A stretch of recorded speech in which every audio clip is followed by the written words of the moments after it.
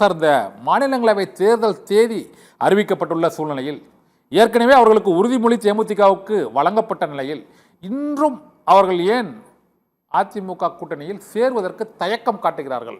என்ன காரணம் சார்? தாவேக ஆப்ஷனா இல்லைன்னா அதிமுக நம்பிக்கை இல்லையா? Good evening to Sathyam TV. வணக்கம் கண்ணன் சார். வணக்கம் சார். எல்லோரும் அறிந்ததுதான், தெரிந்ததுதான். பழனிசாமி போன அலையன்ஸ்ல தேமுதிக சொல்லி ஏடிஎம்கே ஆபீஸுக்கு வந்தாங்க. பிரேமலதா விஜயகாந்த் வந்தவங்க என்ன பண்ணிட்டாங்க, இந்த பழனிசாமி சேர்ல போய் உட்காந்துட்டாங்க. அப்புறம் எழுச்சாங்க, புரிஞ்சுக்கிட்டு அவர் வேணா உட்காருங்கன்ட்டார்.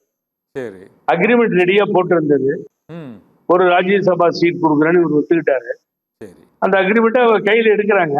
வேண்டாம் வைங்க, நான் ஒத்துக்கிட்டே கொடுக்குறேன்னு சொல்றாரு. ரெக்கார்ட் ஆகியிருக்கு, அது பதிவே இருக்கு.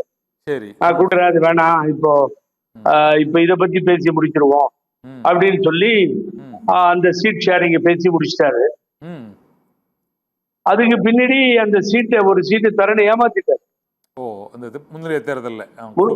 ஆமா, அவர் எப்பயும் முதுகுல குத்துறது தானே. அப்புறம் அது அவங்களுக்கு புரியலன்னா என்ன பண்ண முடியும்? அதனால அவங்க முதுகுல குத்தி அந்த சீட்டை கொடுக்கல. சீட்டை கொடுக்கலன்னு கொஞ்சம் தகரலாம் ஆரம்பிச்சது.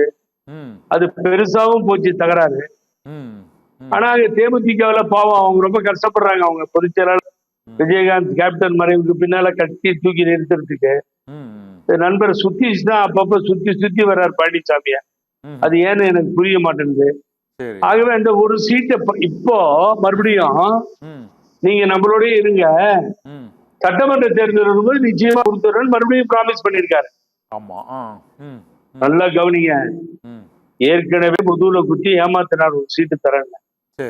ஏற்கனவே பிரேக் ஆகும்போது தேமுதிக ஏடிஎம்கே அலையன்ஸ் பிரேக் ஆகும்போது பட்டாசு வெடிச்சு இந்த சனியை தொலைஞ்சதுன்னு சொல்லி தேமுதிக அலுவலகத்துக்கு முன்னாடி பட்டாசு வெடிச்சு சொல்லிட்டு போனாங்க. அத மறந்து மறுபடியும் உள்ள போனாங்க. உள்ள போய் சேர்ந்தாங்க. சேர்ந்ததுல என்னடா பெனிஃபிட்னு கேட்டா, அந்த கேப்டனோட சன்னு கொஞ்சம் ஓட்டுல தோத்து போச்சு. விஜய் பிரபாகரன் சிவகாசி விருதுநகர் பக்கம் நின்று கொஞ்சம் ஓட்டு.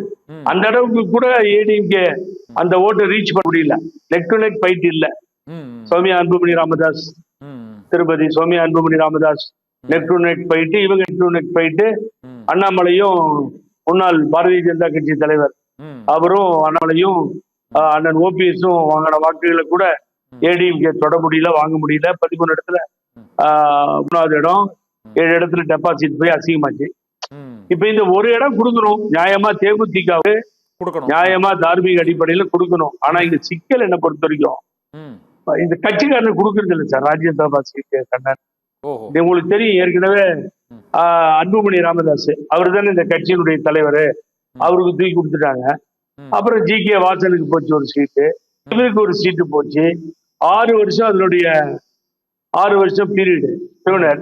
அந்த 6 வருஷத்தை 5 வருஷம் இருக்கும்போது ரிசைன் பண்ணி கே.பி. முனுசாமி எம்எல்ஏ ஜெயிச்சு அப்படி ஒரு ராஜ்யசபா போச்சு. ஒருத்தர் இறந்து போயிட்டார் பாவம், ஒரு கேண்டிடேட் ஏடிஎம்கே முஸ்லீம். இப்படி எல்லாம் இந்த சீட்டு இப்படிதான் போகும் ஒவ்வொரு தடவையும் மறைவிற்கு பின்னால்.